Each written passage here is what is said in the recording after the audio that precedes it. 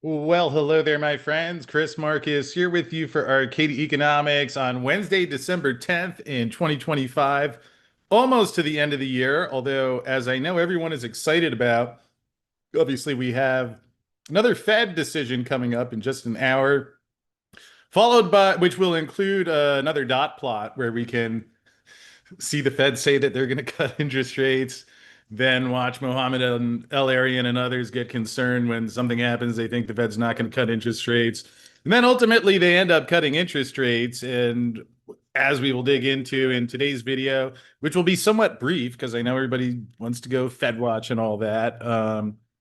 But we will dig into a large elephant that has been circling around the room and making quite a mess. But first, let's take a quick look at the gold and silver pricing. Bit of a mixed day. Gold's been up, gold's been down, silver has been up and down. And as we take a look here on the gold futures chart, so hasn't been moving around a lot necessarily, or it's been moving around a lot. And that's not necessarily that far. And here we have gold futures at 42.2870.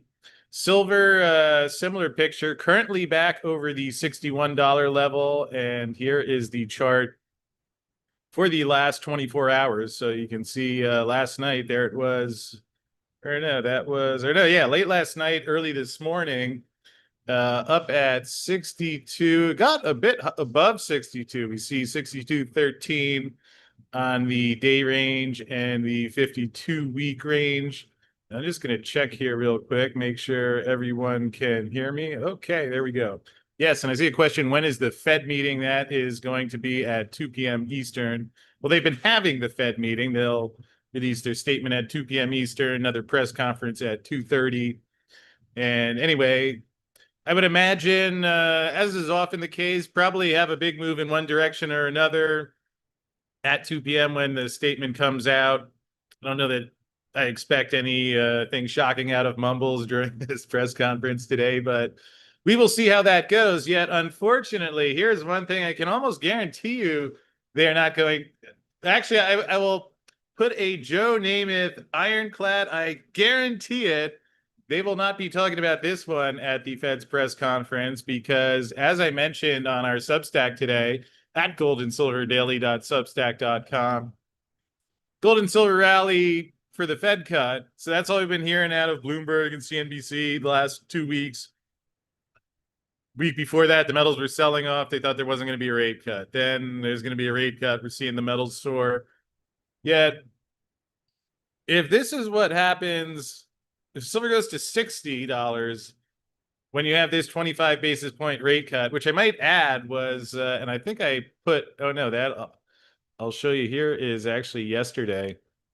We have the dot plot from the Fed's last meeting where they even told you 2025, 3.6, which would be in the 3.5 to 375 range, which would be a quarter basis point lower than we are right now. So you see the current 375 to 4, 90% chance, possibly even higher, that we're headed to that 350 to 375. So that's basically that's the 360 that the Fed is talking about here.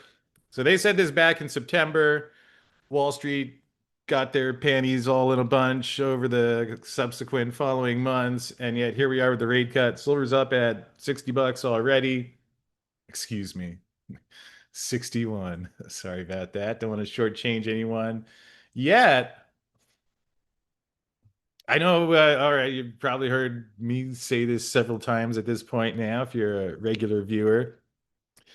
If not, then you may not have heard this elsewhere, but it seems to get missed that again, there's this whole like Powell on his way out thing. And in yesterday's Substack, I was giggling a little bit because from Bloomberg, they mentioned Kevin Hassett, a leading candidate to take over the role of Fed chair, and it looks like it's going to be him at the moment.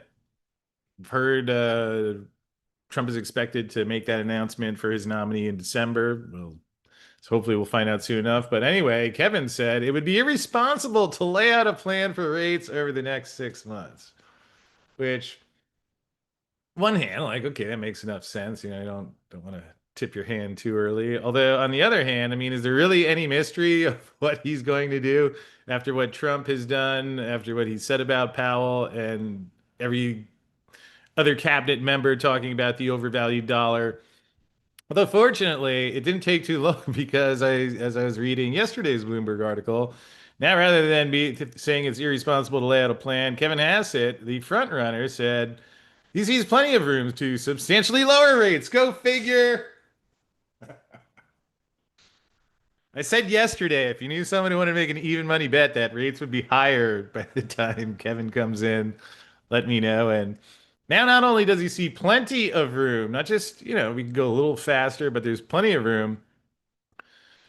According to a Bloomberg report, he was asked at the Wall Street Journal CEO Council Summit on Tuesday if he would push for substantially lower rates the substantially lower rates the president wants, if he gets the job. And he said, if the data suggests that we could do it then, like right now, I think there's plenty of room to do it. And asked whether that meant more than 25 basis points, he said, correct. Well, he's already got Stephen Myron on the Fed board, who wrote the paper in November of 2024 about how to restructure the global trading system, which talked ad nauseum about the overvalued dollar being the root of all economic imbalance.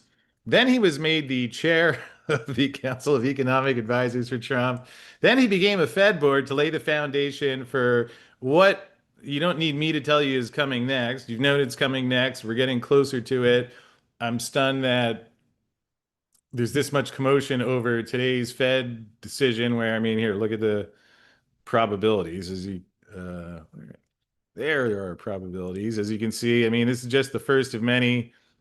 And Kevin, I'm assuming I would think he's probably, if he was betting, he would expect a quarter point cut today. So if we're getting a quarter point cut today, he's on board with going more than a quarter. Well, looks like if he does that more than once, which given everything that Trump has said is a highly likely probability, you may well be below the 3 to 325 range a year from now. So here's the thing, even if the Fed came out and hiked rates today, that's not going to change that or this. So anyway, just wanted to pass that along ahead of the Fed meeting, whatever happens later. I would also say I don't know that we're at that point just yet, although I wonder if going through 60 won't see something similar to when silver went through 50, got up to 54, then down to 46, 54, 48.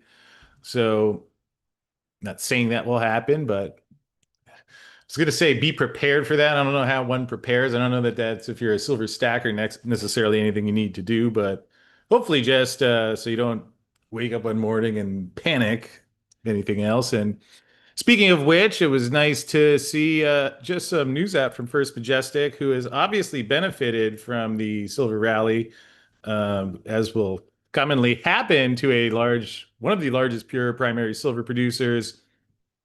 They did do a 350 million dollar convertible senior notes offering, which is largely going to be used to complete the repurchase of approximately 174 million of outstanding convertible senior notes, and also for general corporate purposes. And obviously, been quite a year for First Majestic, who has benefited from the silver rally, as well as the increased silver exposure from their Gato Steel net earnings up $70 million year over year, record free cash flow.